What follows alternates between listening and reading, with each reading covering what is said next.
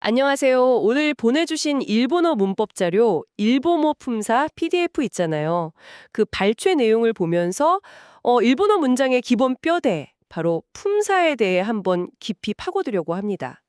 자료에 나온 문장, 와타시와 키노 신주쿠에 이때키마시다.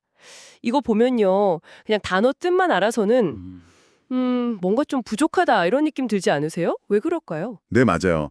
그게 바로 단어들이 문장 속에서 뭐랄까 어떻게 서로 연결되고 또 어떤 역할을 하는지, 그러니까 그 문법적인 기능, 이걸 잘 몰라서 그래요. 일본어 문장을 딱 이해하려면 첫 단추는 단어를 크게 두 덩어리로 나눠보는 거예요. 실질적인 의미가 있는 자리버 하고 주로 그 자리버에 딱 붙어서 문법 기능을 돕는 부속어. 이 구분이 왜 중요하냐면요. 특히 부속어 있잖아요. 조사나 조동사 같은 거요. 이게 자리버에 어떻게 붙느냐에 따라서 문장 의미나 그 뉘앙스가 확 달라지거든요. 예를 들어 와타시, 키노, 신주쿠, 이쿠 이런 단어들은 혼자서도 뜻이 딱 통하잖아요. 이게 자리버고요. 반면에 와, 니, 테, 마시, 타 이런 것들은 혼자선 좀 의미를 갖기 힘든 그런 부속어인 거죠. 아, 그렇군요. 자리버랑 부속어. 그 큰 틀 안에서 그럼 이제 각 단어의 좀 더 구체적인 역할이나 성격, 그걸 정해주는 게 바로 품사라는 거네요.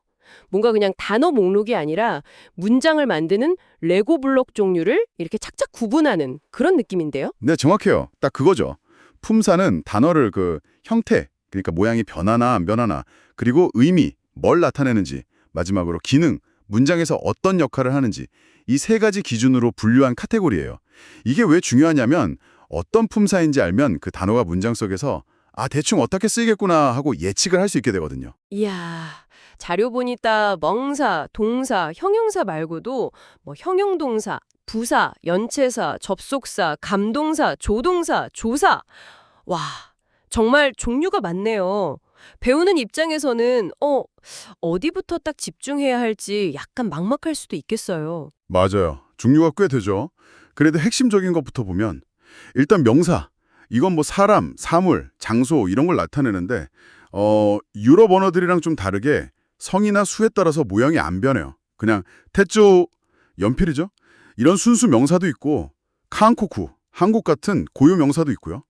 단순해 보여도 뒤에 어떤 조사, 그러니까 조시가 붙느냐에 따라서 문장에서 역할이 확 달라져요. 아, 조사가 중요하군요. 그럼 동사는요? 동사는 움직임이나 상태 변화를 나타낸다고 했는데 어미가 막 변하는 거, 활용한다고 하잖아요. 이게 정말 중요해 보이던데요. 예를 들어 카크, 쓰다. 이게 카키마스, 카이테 이렇게 변하는데 그냥 시제만 바뀌는 게 아니라 문장을 어떻게 연결하는지 그 방식 자체를 바꾸는 거군요. 바로 그겁니다. 정확히 보셨어요. 활용은 정말 일본어 동사의 핵심 중에 핵심이죠. 또 그 목적어가 필요한 타동사. 예를 들면 네꼬가 네즈미로 오이카케르에서 오이카케르, 쫓다 이거랑 목적어 필요 없는 자동사. 도어가 아쿠, 문이 열리다 할 때 아쿠. 이거 구분하는 것도 중요해요. 왜냐면 이게 또 어떤 조사를 같이 쓰는지랑 바로 연결되거든요. 형용사도 되게 흥미로웠어요. 사무이, 춥다처럼 이로 끝나는 이 형용사가 있고 또 자료에는 형용 동사라고 나왔던데 갱키다, 건강하다 같은 나 형용사가 있다고요. 이게 왜 이렇게 나뉘어 있는 건지 또 배울 때는 어떤 점을 좀 조심해야 할까요? 네. 그거 좋은 질문인데요. 둘 다 상태나 성질을 나타내는 건 맞는데 활용하는 법이 좀 다르고요. 특히 명사를 꾸며줄 때 모양이 달라져요. 이 형용사는 그냥 그대로 명사 앞에 오거든요. 사모이히 이렇게요. 근데 나의 형용사는 뒤에 나를 붙여야 돼요. 겐키나 히토처럼요. 이 차이 때문에 초반에 약간 헷갈리기 쉬워요. 어떨 땐 나 형용사가 꼭 명사처럼 보이기도 하고요. 그래서 활용 규칙을 명확하게 아는 게 중요합니다.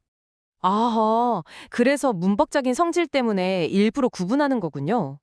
그리고 진짜 빼놓을 수 없는 거, 조사 같아요. 이게 문장을 막 이어준다는데 없으면 정말 문장이 안 될 것 같은데요. 맞습니다. 맞아요. 조사는 진짜 일본어 문장의 접착제나 길잡이 같은 거예요.